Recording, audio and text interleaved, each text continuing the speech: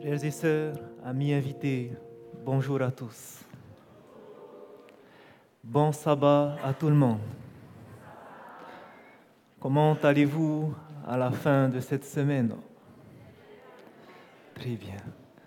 On ne peut être que rechargé, vivifié. Et la bonne nouvelle, c'est qu'aujourd'hui, c'est sabbat. Depuis hier, nous sommes entrés dans des heures saintes. Et Dieu permet que nous puissions passer du temps dans sa parole.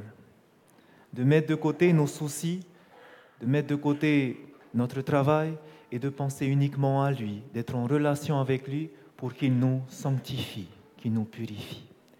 Eh bien, ce matin, j'aimerais souhaiter la bienvenue à tous nos membres d'Église, mais surtout une bienvenue particulière à cette famille endeuillée. Bonjour à tous. Il est vrai que cette semaine, il y a eu un événement qui s'est passé et je remercie l'Église de Haroué qui a pu se déplacer pour soutenir cette famille parce que ce sont des moments difficiles. Jésus connaît la souffrance du deuil. Il a pleuré lorsque son ami Lazare est mort, mais il pleurait surtout parce que les personnes ne comprenaient pas que parmi eux, il y avait la vie, Jésus-Christ lui-même. Et tous vous croyez en Jésus-Christ, je le sais. Vous avez entendu parler de lui, vous connaissez Jésus, et je sais que vous croyez que Jésus est mort pour vous. Mais surtout, vous croyez que lorsqu'il est mort, 3 jours après, il est ressuscité. Et si Jésus est ressuscité, sachez qu'il a le pouvoir de donner la vie. Lorsqu'il reviendra, il ressuscitera les vivants et les morts, la parole de Dieu nous dit. Et nous pouvons être sûrs que tous ceux qui sont morts en Christ se réveilleront en Christ pour vivre l'éternité avec lui. L'apôtre Paul nous dit de nous consoler par ces paroles, parce que nous croyons que cette personne, Francis, est mort en Christ. Nous n'avons pas de doute qu'il ressuscitera aussi en Christ. Mais maintenant, nous, notre cas n'est pas encore décidé. Nous avons cette vie à mener et c'est le moment de faire alliance avec Dieu. C'est le moment d'aller vers Jésus. J'aimerais, deuxièmement, m'excuser aussi auprès de cette famille. Pourquoi ? Depuis cette semaine, nous avons commencé ce qu'on appelle une semaine d'édification. Et c'est une semaine où les messages sont dédiés particulièrement aux membres d'Église, parce qu'ils connaissent les enseignements de la parole de Dieu. Et malheureusement, nous n'aurons pas le temps de tout redétailler. Et donc peut-être que lorsque vous arriverez, il y a des choses qui vont vous choquer. Des fois, vous n'allez pas comprendre. Et j'aimerais m'excuser d'avance. Mais je vous demande, s'il y a des choses que vous ne comprenez pas, vous pouvez vous approcher de moi-même, de pasteur ou de ces anciens qui sont là. Ils vous expliqueront en détail pourquoi je dis des choses comme ça. Parfois, peut-être ça pourra vous choquer quand je vais dire des choses sur l'église adventiste. Parce que vous allez dire, mais et notre église alors ? Et vous n'allez pas comprendre pourquoi. Je m'excuse d'avance. Mais ce que je le dis, je serai obligé parce que c'est Dieu qui me le dira. Mais si vous ne comprenez pas, ne soyez pas blessés par ces propos, je vous en prie. Venez, approchez-vous de nous, approchez-vous des anciens, posez des questions. Et j'aimerais pour cela aussi renouveler notre invitation pour demain matin. Si vous n'avez rien prévu, je vous invite à revenir demain matin. Il y aura une fête qui va se passer ici et nous allons manger avec Jésus-Christ au travers de la Sainte Seine. Donc si vous n'avez rien, revenez demain et vous allez vivre ce moment magnifique. Eh bien, aujourd'hui, le message que nous allons entendre, et principalement les 2 messages de ce matin, frères et sœurs, ça sera pratiquement le sommet de toute cette semaine. Parce que nous avons entendu des choses, des instructions que Dieu nous donne pour nous aider à nous purifier, nous qui sommes arrivés à la fin des temps. Et nous avons vu que ce n'est pas facile. Nous avons vu que ça demande de porter notre croix. Et c'est pour cela que nous allons voir ce matin la solution au travers de ces deux messages. Comment, malgré que ce soit difficile, comment est-ce que je pourrais le faire? Comment je pourrais vaincre mes faiblesses? Et nous allons voir cela aujourd'hui. Et nous allons commencer en introduction à parcourir une parabole. Si je vous montre cette image, vous me répondez, il s'agit de la parabole des 10 vierges que l'on trouve dans Matthieu chapitre 25, des versets 1 à 12. Inclinons la tête avant d'ouvrir la parole de Dieu et demandons l'aide de Dieu. Éternel notre Dieu, présentement nous ouvrons ta parole. Et nous avons besoin de toi, Père. Nous te remercions car tu as assemblé ton peuple ce matin. Et ton peuple veut t'écouter. Et nous t'en prions. Cette parole que tu as inspirée, éclaire-nous avec elle. Nous réclamons ton Esprit Saint. En Jésus-Christ, nous te prions. Amen. Prenez votre Bible dans Matthieu chapitre 25. Matthieu chapitre 25. Nous allons lire les versets 1 à 12 et comme nous le faisons, je lirai le verset 1, vous lirez le verset 2, je prendrai le 3, vous prendrez le 4, ainsi de suite jusqu'au verset 12. Matthieu chapitre 25. Au verset 1, il est écrit: Alors, le royaume des cieux sera semblable à 10 vierges qui, ayant pris leur lampe, allèrent à la rencontre de l'époux.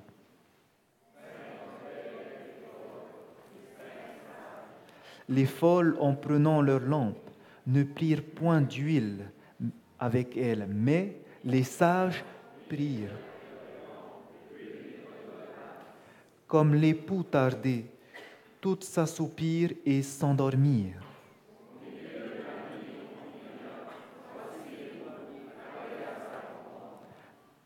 Alors toutes ces vierges se réveillèrent et préparèrent leurs lampes.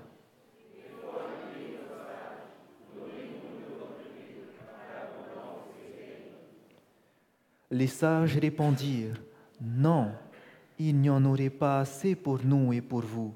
Allez plutôt chez ceux qui en vendent et achetez-en pour vous.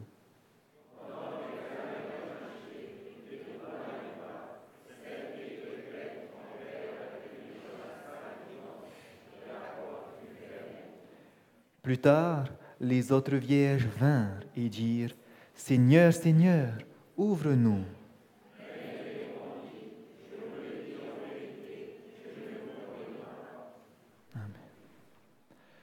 Nous connaissons tous cette parabole et nous l'avons beaucoup étudiée dans l'Église adventiste. Mais j'aimerais préciser un point particulier sur cette parabole aujourd'hui. Lorsqu'on parle de cette parabole, sachez qu'il y a double application.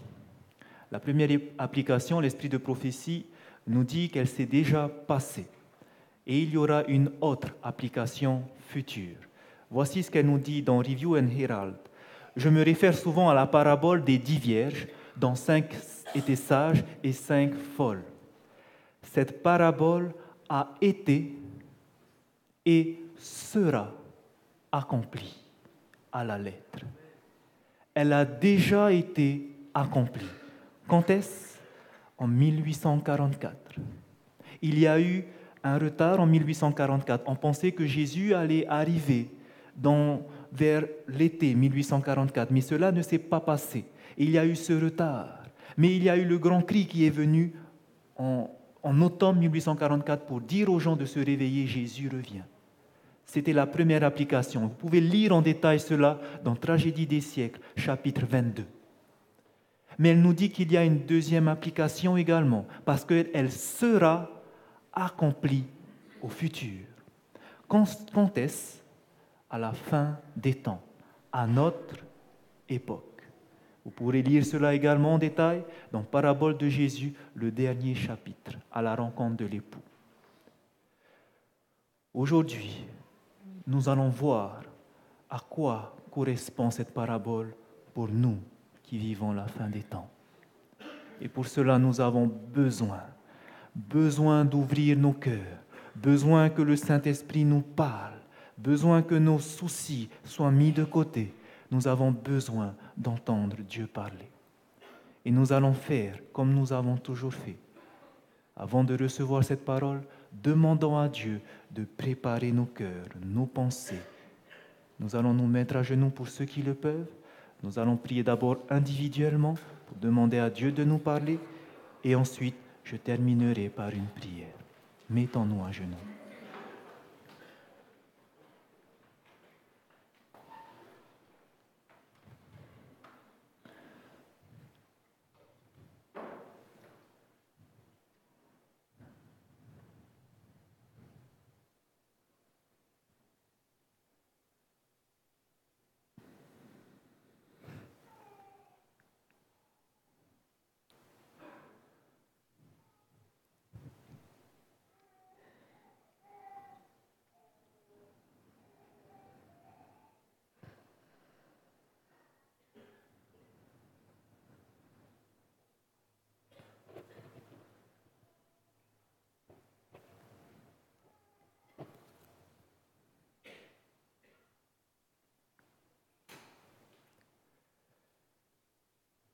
Éternel, notre Dieu,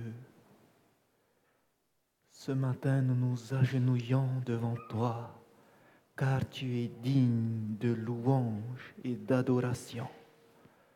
Toi qui es ce Dieu saint, saint et saint. Tu es ce Dieu plein d'amour et tu nous as prouvé en envoyant Jésus. Au travers de son sacrifice, parce que nous l'avons accepté, tu fais de nous tes enfants adoptifs. Et tu entends les prières de tes enfants grâce à Jésus, qui intercède pour nous. Ce matin, nous te prions, nous te supplions, donne-nous ton Esprit Saint, qu'il puisse nous enseigner ce matin, purifie nos pensées, éloigne toute chose qui peut nous détourner de toi, tous nos soucis de cette semaine, mais consacre nos pensées à toi, nous te donnons notre cœur. Je te prie que tu puisses parler au travers de ton serviteur. Humilie-le afin que tu puisses être glorifié. Que ce sont tes mots qui soient placés dans sa bouche, afin que ton Esprit Saint puisse toucher les cœurs de ceux qui entendront.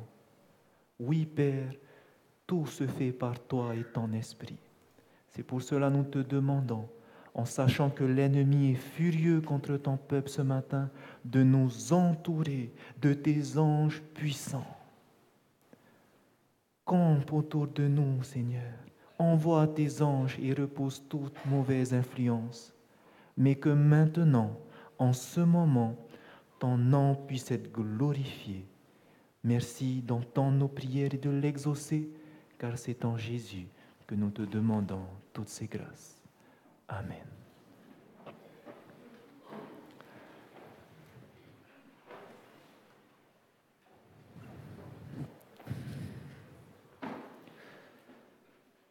La parabole des 10 vierges.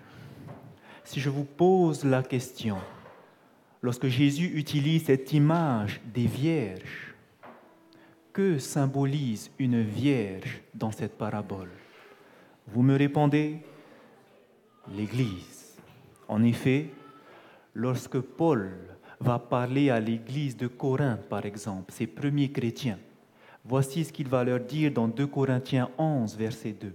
« Car je suis jaloux de vous, d'une jalousie de Dieu, parce que je vous ai fiancés à un seul époux, pour vous présenter à Christ comme une vierge pure. » À qui est-ce que Paul est en train d'écrire? Il écrit à l'église de Corinthe. Et dans sa deuxième lettre à Corinthe, il dit qu'il a fiancé ces chrétiens de Corinthe à qui? À Jésus-Christ comme une vierge pure. Et Dieu, nous avons vu dans l'Ancien Testament, parle d'Israël comme étant son épouse, sa femme, la femme de sa jeunesse.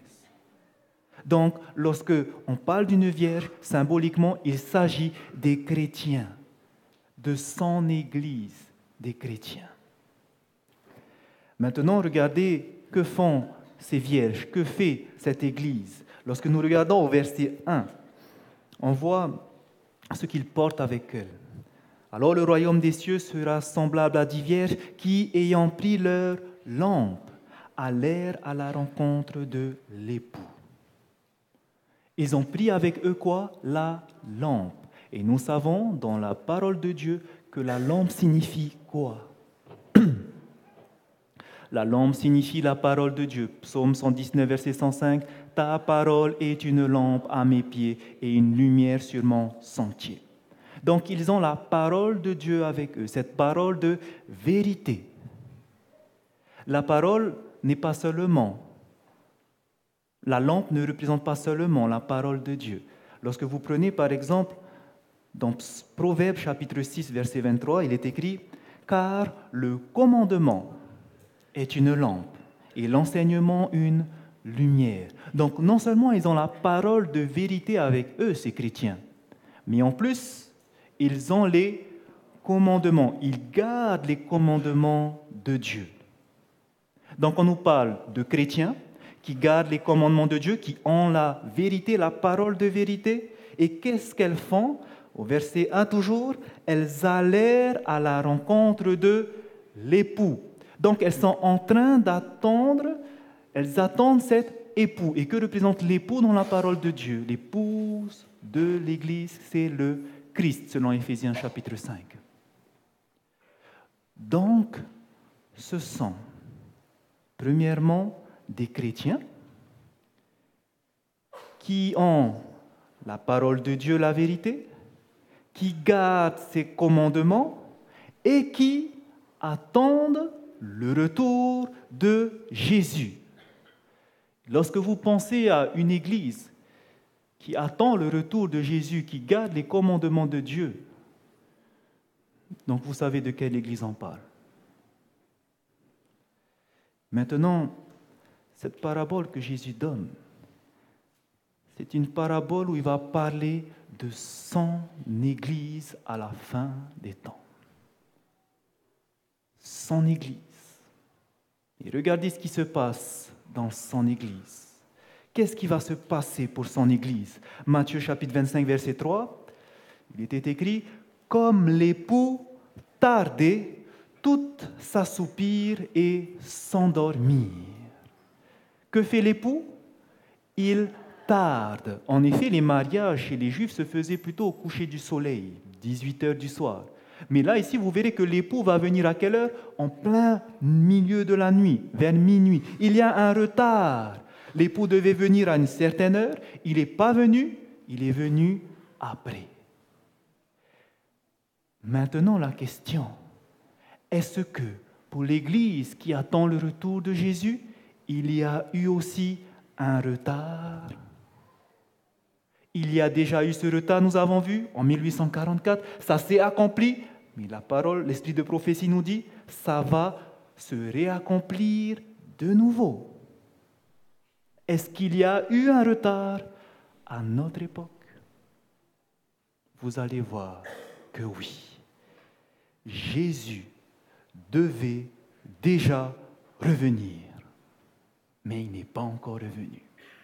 C'est pour cela que lorsque vous allez lire les écrits de Sir White, souvent elle a l'air de dire des choses avec urgence parce qu'elle croyait qu'à son époque, Jésus allait revenir.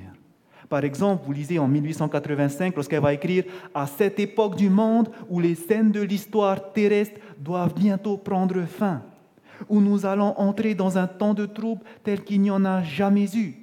Moins on s'engagera dans le mariage, mieux cela sera pour tous, hommes et femmes. » Elle demandait aux gens, préparez-vous, ne perdez plus de temps, Jésus revient maintenant.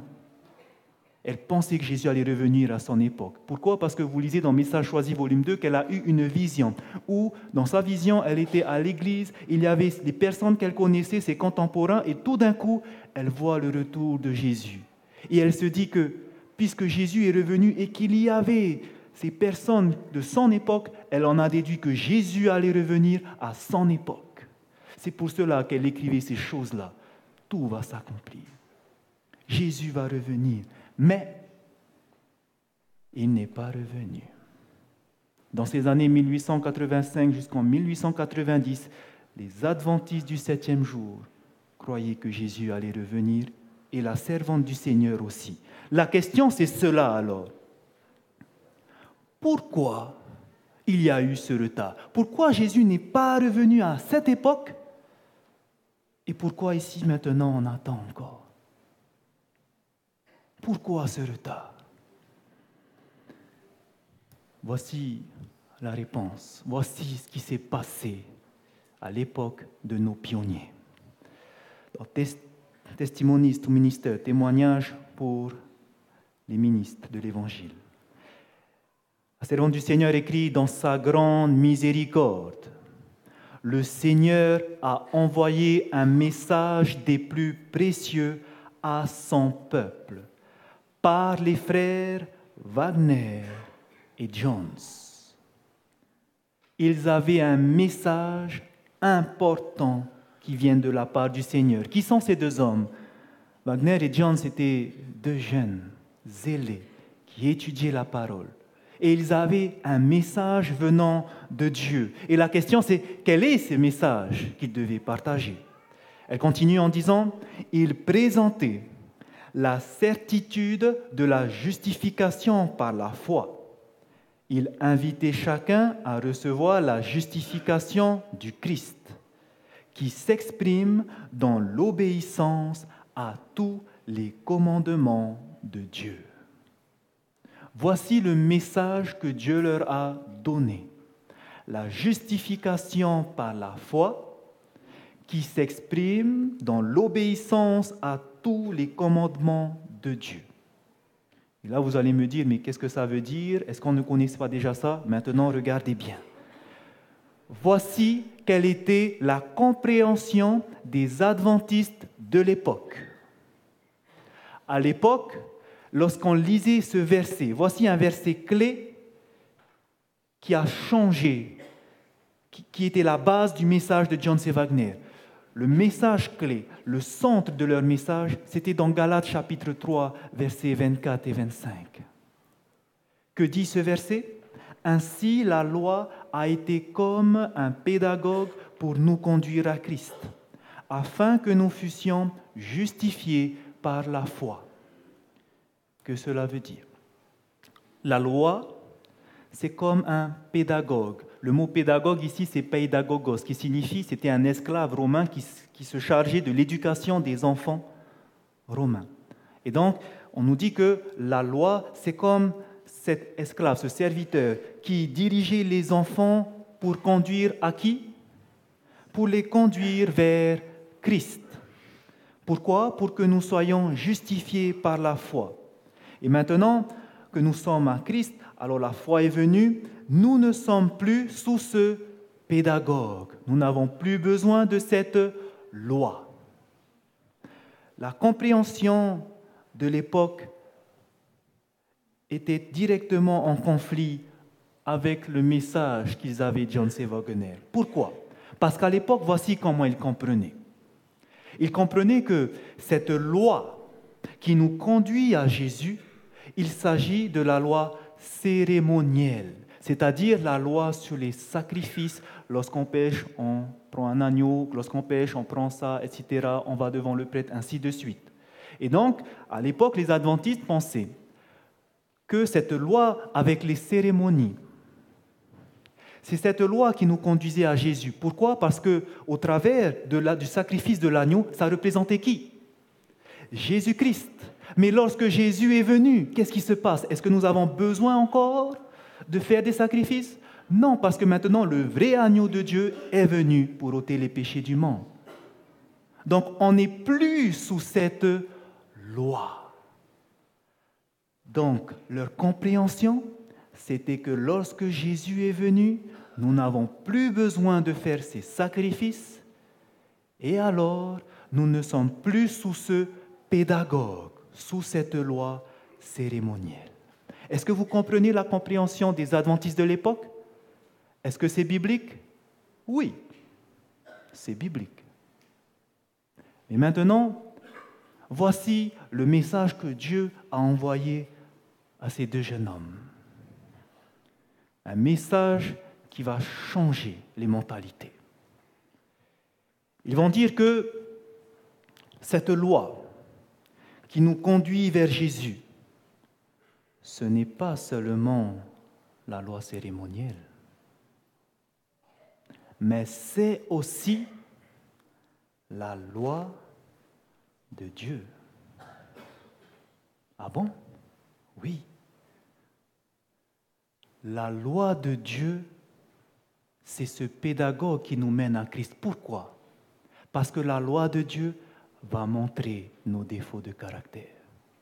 La loi dit « tu ne tueras point ». Et Jésus dit que quand tu te mets en colère contre ton prochain, contre ton frère, c'est comme si tu l'avais tué. Aïe, j'ai violé la loi alors, oui. La loi dit « tu ne commettras point d'adultère ». Et Jésus dira que lorsque tu regardes une femme pour la convoiter, tu commets l'adultère. J'ai commis l'adultère, la loi te dit « oui ». Et que te dit la loi? Que ceux qui transgressent la loi. Le salaire du péché, Romains 6, 23, c'est la mort éternelle. Ah bon? Oui. Nous méritons la mort éternelle parce que nous avons tous transgressé la loi. Mais alors, la loi qui te montre que tu es péché, la loi qui te condamne, vers qui maintenant elle va t'envoyer? Toi qui es pécheur, toi qui as vu tes péchés, il te mène vers Jésus qui peut te pardonner. Par son sacrifice, il nous pardonne.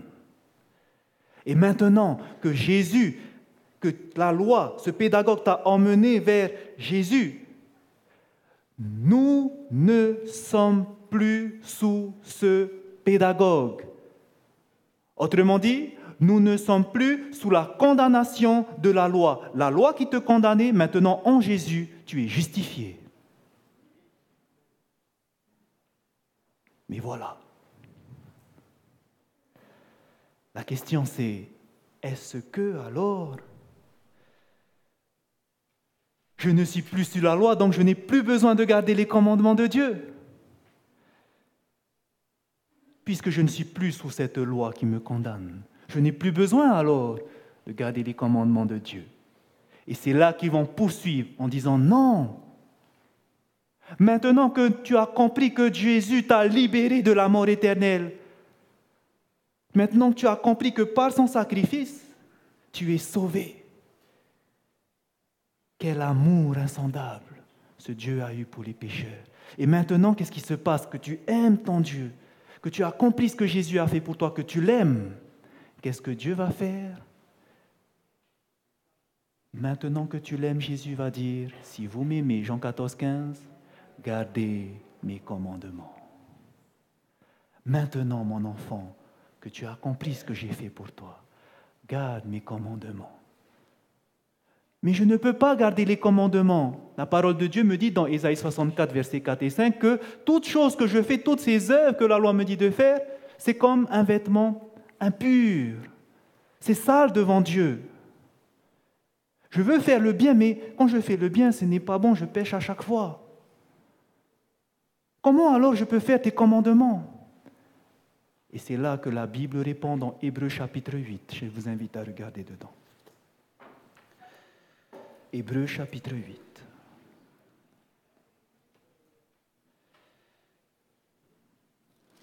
Maintenant que nous sommes plus sous la condamnation de la loi, mais sous la grâce de Jésus-Christ, Jésus nous dit, garde mes commandements. Mais comment c'est possible? Puisqu'à chaque fois que nous essayons, nous n'arrivons pas, nous chutons, nous péchons encore, nous transgressons cette loi. Comment alors c'est possible? La réponse se trouve dans Hébreux chapitre 8, au verset 10. Voici ce qui est écrit. Hébreux chapitre 8, au verset 10. Il est écrit, « Mais voici l'alliance que je ferai avec la maison d'Israël. Ces jours-là, dit le Seigneur, je mettrai mes lois dans leur esprit. Je les écrirai dans leur cœur, et je serai leur Dieu, et ils seront mon peuple. Comment est-ce que c'est possible que tu puisses garder mes commandements, Dieu dit? Ton cœur de pierre, il sera un cœur de chair. Ce cœur qui n'arrivait pas à faire mes commandements, maintenant tu pourras le faire parce que je vais écrire mes lois dans ton cœur.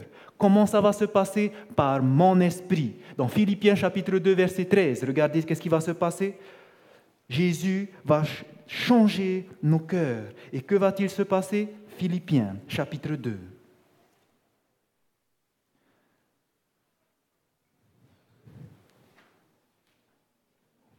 De toi-même, le Seigneur nous dit, tu ne peux pas parce que tu es attiré vers le péché. La solution, c'est que je change ton cœur. Que maintenant, ton cœur de pierre devienne un cœur de chair. Et que va-t-il se passer alors? Philippiens chapitre 2, verset 13, il est écrit, « Car c'est Dieu qui produit en vous le vouloir et le faire selon son bon plaisir. » Dieu va créer en nous le vouloir et le faire. C'est lui qui va donner ses impulsions pour faire sa volonté. Au travers de qui? Au travers du Saint-Esprit. Lorsqu'une personne accomplit le sacrifice, son cœur est brisé. Et parce qu'il a contemplé Jésus-Christ, l'Esprit de Jésus va l'animer. Le Saint-Esprit va lui donner de nouvelles intentions. Il est né de nouveau. Maintenant, il ne veut plus transgresser la loi parce qu'il a vu ce que la loi a fait à Jésus, la transgression, le péché. Alors, qu'est-ce qu'il veut faire? Le Saint-Esprit lui met en nous un nouveau cœur. Maintenant, mon enfant, je vais créer en toi le vouloir et le faire, et tu vas pouvoir garder ma loi. Tu ne vas plus la transgresser. Tu pourras la garder grâce à qui? Grâce à Dieu, pas par nos propres forces. Voici le message de 1888. Ce message, on peut le résumer en une phrase. Ce message nous dit « Jésus m'a sauvé ». Ça veut dire quoi? À la croix, par sa mort, lorsque tu l'acceptes, il te justifie, si tu le crois. C'est ce qu'on appelle la justification par la foi. Jésus m'a sauvé. Quel amour insondable! Alors, parce que je l'aime, je veux vivre pour lui, c'est-à-dire, je vais garder ses commandements. Mais comment je vais garder ses commandements? Pas par mes propres forces, parce que je ne vais pas arriver. Par son Esprit Saint. Est-ce que vous arrivez à comprendre maintenant c'est quoi ce message de la justification par la foi qui s'exprime par l'obéissance à tous les commandements de Dieu? Vous comprenez? Parce que je suis sauvé, Seigneur, je veux vivre pour te plaire. Et donne-moi ton Esprit Saint pour que je fasse ta loi. C'était ça le message de 1888. Elle nous dit, c'est là le message que Dieu nous a ordonné de délivrer au monde.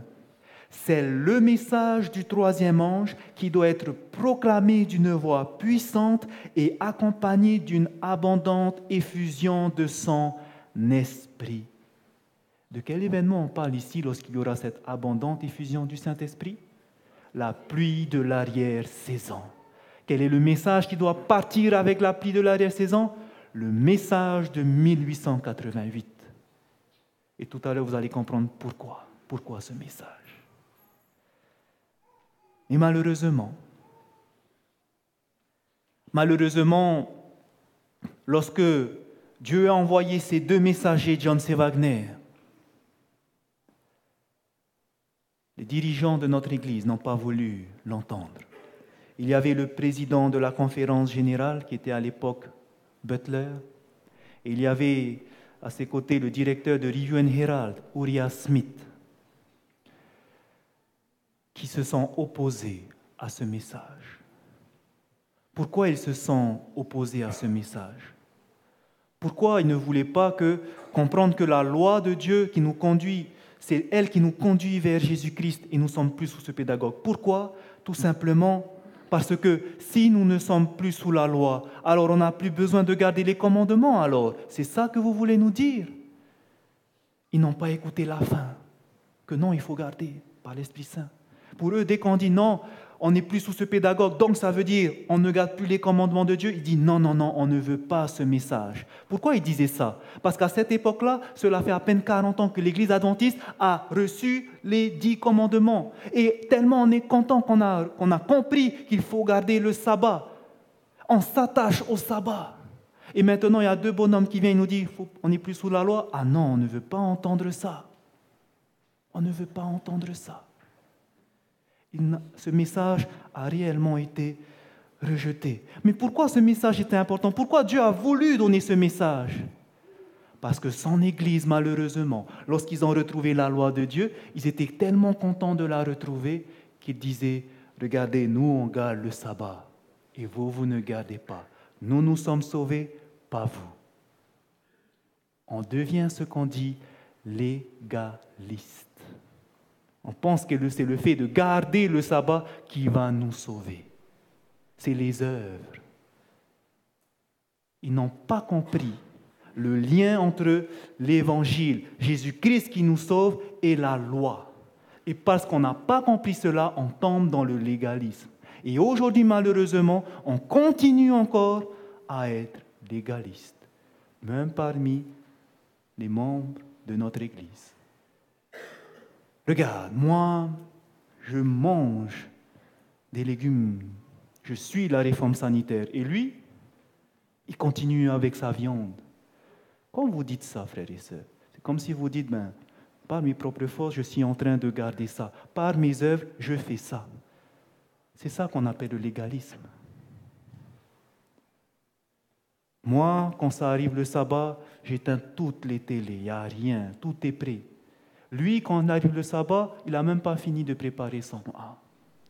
C'est ça le légalisme, frères et sœurs. On pense que faire ces choses-là, ça va ajouter des points dans notre carnet de notes au ciel. Mais ce n'est pas comme ça que ça fonctionne. On est dans le légalisme encore. Pourquoi? Parce qu'on n'a pas compris le lien entre l'Évangile et la loi. Et c'est pour ça que ce message est important à comprendre. Que pour garder la loi, je ne garde pas par mes propres forces. Pourquoi? Parce que moi, je suis un pécheur. Moi, mes pensées s'est dirigées vers ce monde. Et à chaque fois que je fais ça, je suis condamné par Dieu. Mais voilà que Dieu révèle son amour au travers de son Fils Jésus-Christ. Au travers de cette justice qu'il me donne, je suis libéré de la condamnation de la loi. Et aussi maintenant, parce que je suis libéré, Dieu me donne la possibilité de faire ses commandements par son esprit. Quand je garde le sabbat, que je suis à l'heure, que j'ai pu tout préparer, ce n'est pas grâce à moi, mais c'est grâce à Dieu. Gloire à toi, Seigneur. Lorsque j'arrive à ne plus manger la viande, ce n'est pas par mes propres forces que j'y arrive, mais merci, Seigneur, c'est grâce à ton Esprit Saint que j'ai pu faire cela. Parce que moi, de moi-même, je n'arrive pas, je tombe à chaque fois. Et chaque chose que je fais, merci, mon Dieu, c'est grâce à ton Esprit. C'est ça qu'il faut que nous comprenions aujourd'hui. De nous-mêmes, impossible. Et regardez ce qui va se passer. Parce que les dirigeants de l'Église à cette époque n'ont pas accepté ce message de John C. Wagner. Ce message qui devait être proclamé par la puissance du Saint-Esprit, la pluie de l'arrière-saison. Comme il n'y a pas ce message, est-ce que Dieu va pouvoir déverser la pluie de l'arrière-saison? Parce que le message a été rejeté, Dieu n'a pas pu déverser. C'est ce que l'Esprit de prophétie nous dit dans Message choisi, volume 1.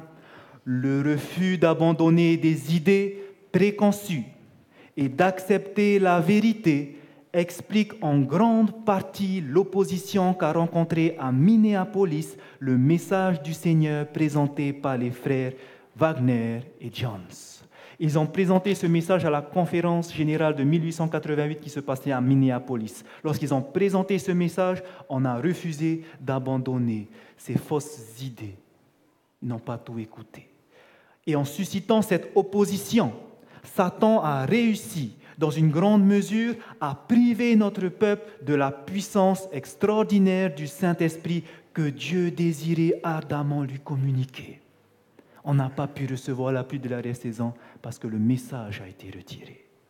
L'ennemi l'a empêché d'obtenir cette efficacité qui aurait pu caractériser la proclamation de la vérité au monde, comme ce fut le cas pour les apôtres après la Pentecôte.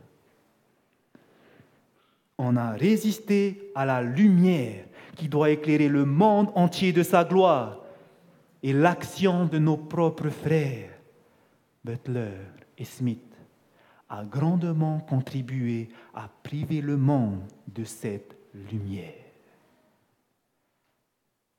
Et qu'est-ce qui se serait passé si Butler et Smith n'ont pas contrecarré ce message et que ce message a été accepté et annoncé ensuite aux membres? Qu'est-ce qui se serait passé? Le message aurait été proclamé par la puissance du Saint-Esprit et alors l'œuvre sera terminée et Jésus reviendra. Mais comme cela n'a pas été fait, l'Esprit de prophétie nous dit, si le dessein de Dieu de donner au monde le message de miséricorde avait été exécuté, si on avait proclamé ce message, Christ serait venu et les saints auraient été accueillis dans la cité de Dieu. Jésus devait déjà revenir.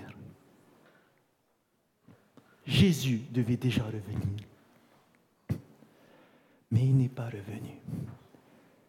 Il n'est pas revenu. Et c'est pour ça qu'elle va dire des choses dures sur ces personnes, ces dirigeants. Mais en disant ces choses-là, faites attention. Ne comprenez pas que ça veut dire qu'elle était contre la conférence générale. Non. Elle ne visait pas l'institution de Dieu. Elle visait les personnes pécheurs. Et elle dira par exemple que le président de la conférence générale, Butler, a agi comme Aaron au mont Sinaï. Vous savez, frères et sœurs, nous aurions déjà dû être à la maison. Peut-être que nous ne serions pas là, mais Dieu a permis que nous soyons là. Parce que vous comparez l'histoire d'Israël. Vous vous souvenez, lorsque Israël est sorti d'Égypte, il les a emmenés au pied du mont Sinaï, il leur a donné sa loi, et tout de suite après, qu'est-ce qu'ils devaient faire? Ils devaient conquérir Canaan. Mais avant d'aller conquérir Canaan, ils vont s'approcher de Jéricho, dans la ville de Kadesh Barnéa. Et à ce moment-là, avant d'aller à la conquête, que va faire Moïse? Il va envoyer combien d'espions? 12 espions. 12 espions vont aller contempler le pays. Dieu a dit, c'est un pays où coule le lait et le miel. Les 12 espions vont aller. Dieu avait raison. C'est un pays où coule le lait et le miel. Il y a des arbres fruitiers géants. Il y a des fruits. Ils ont même ramené pour preuve, voici les grappes. C'est un pays magnifique. Mais, parmi ces 12 espions, 10 ont dit, mais, il y a des géants. On ne pourra pas aller, il y a des géants. Mais 2 courageux, malgré la majorité, ils ont dit non. On peut y aller parce que Dieu est avec nous. Il s'agissait de Josué et Caleb. On peut y aller, frères et sœurs. Dieu est avec nous. Regardez ce qu'il a fait pour nous. Il nous a délivrés de la main des Égyptiens. Il pourra nous délivrer des géants. Mais le peuple a préféré croire qui?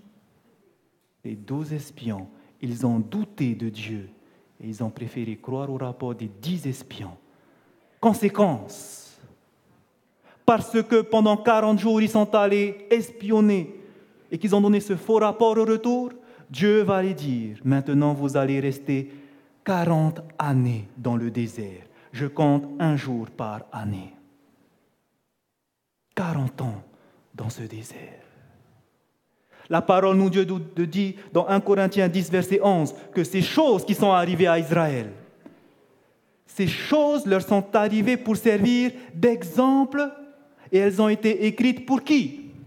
Pour notre instruction, à nous qui sommes parvenus à la fin des siècles. Ne sommes-nous pas arrivés à la fin des siècles?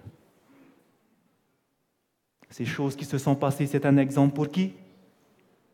Pour nous, pour l'Église de la fin. Frères et sœurs,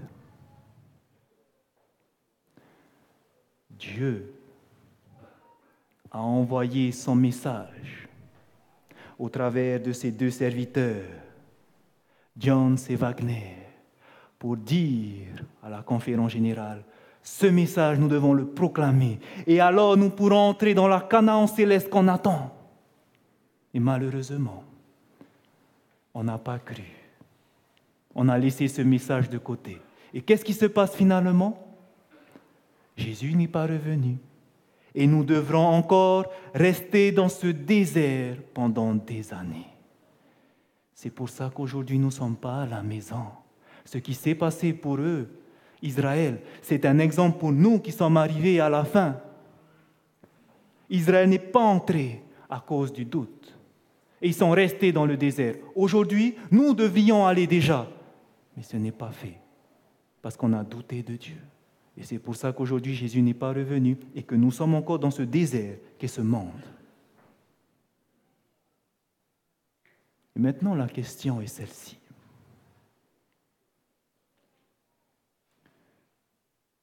Puisque c'était ce message qu'il fallait avoir pour proclamer au monde le message du troisième ange, la question est celle-ci.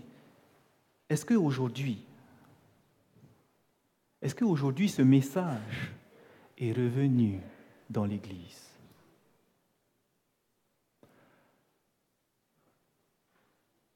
Lorsque j'ai été converti, un des pasteurs qui a contribué à cela était ce pasteur Gérardis. C'est un pasteur qui était spécialiste dans les prophéties. Et lorsqu'il prêchait, j'ai appris beaucoup de choses de lui. Et il disait, lorsqu'il arrivait sur la loi de Galates 3.23, lorsqu'il prêchait, c'était dans les années 1981, il prêchait au Canada, aux États-Unis, et voici ce qu'il disait. Il disait que la loi qui est ce pédagogue qui nous mène à Christ, il nous disait que c'était la loi cérémonielle. Et donc moi je croyais cela. Il prêchait que c'était la loi cérémonielle. Et c'était quel message ça? C'était le message qu'avaient avant les adventistes.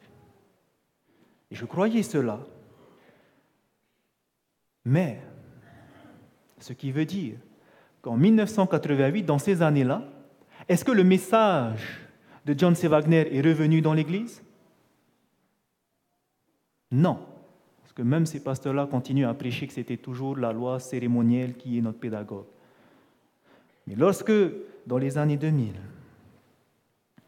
la conférence générale va mettre en place un comité d'études qui s'appelle ADCOM. Ils vont étudier spécialement le message de John C. Wagner, le message de 1888. Et ils vont faire un rapport. Et ce rapport va sortir le 8 février de l'an 2000.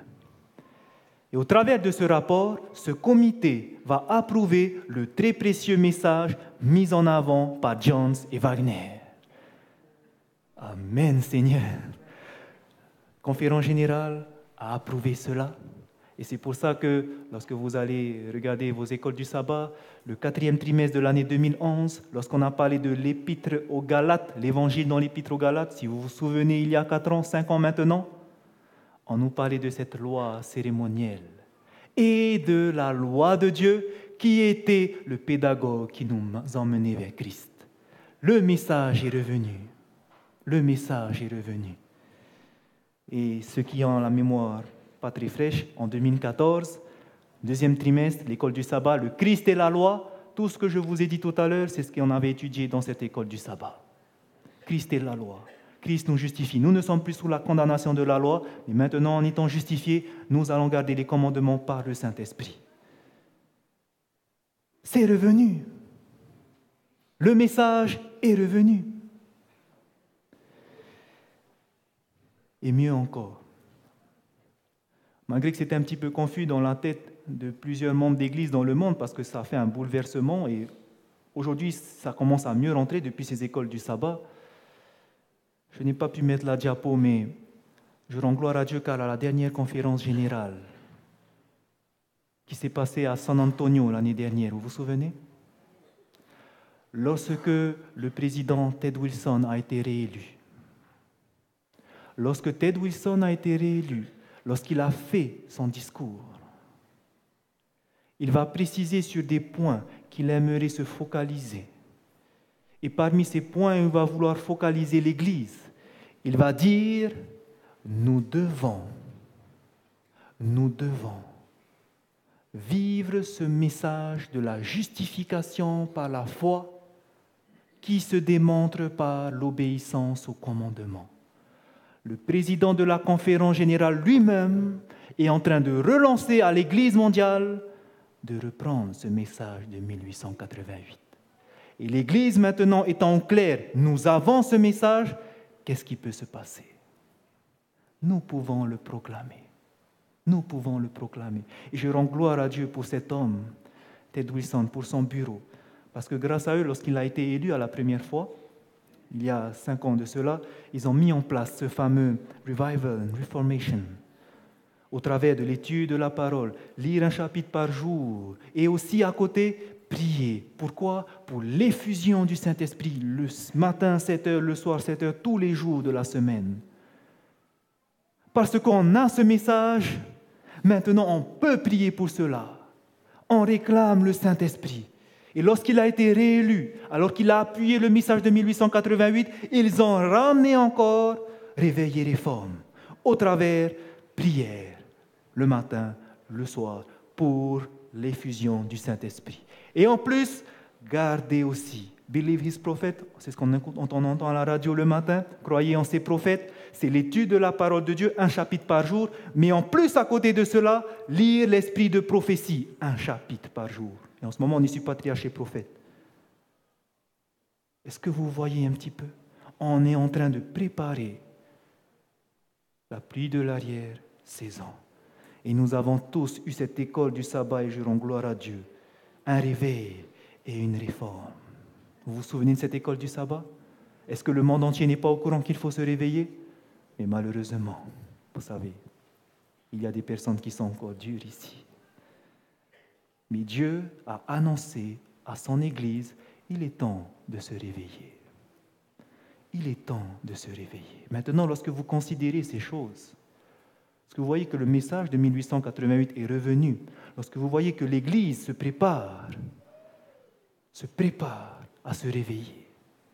Parce que dans le monde actuellement, il y a des personnes, des laïcs, des pasteurs qui sont en train de réveiller les églises en leur disant maintenant c'est le moment de se purifier. Parce que le message est là. Et d'ailleurs, c'est ce message qui va vous aider à ne plus pécher. Nous allons voir juste après. Parce que le message est là. Alors, nous pouvons annoncer l'Évangile et terminer l'œuvre de Dieu. Nous sommes prêts à recevoir la pluie de l'arrière-saison. Ce message va vous préparer à recevoir la pluie de l'arrière-saison. Israël, frères et sœurs. Israël, la première fois qu'ils sont partis à Kadesh Barnéa, est-ce qu'ils sont entrés en Canaan? Est-ce qu'ils sont entrés en Canaan la première fois? Non. Mais 40 ans après,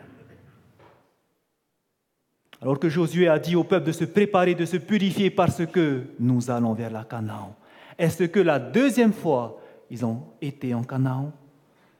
Oui, ils ont conquéri Jéricho. Ils sont entrés dans la Canaan.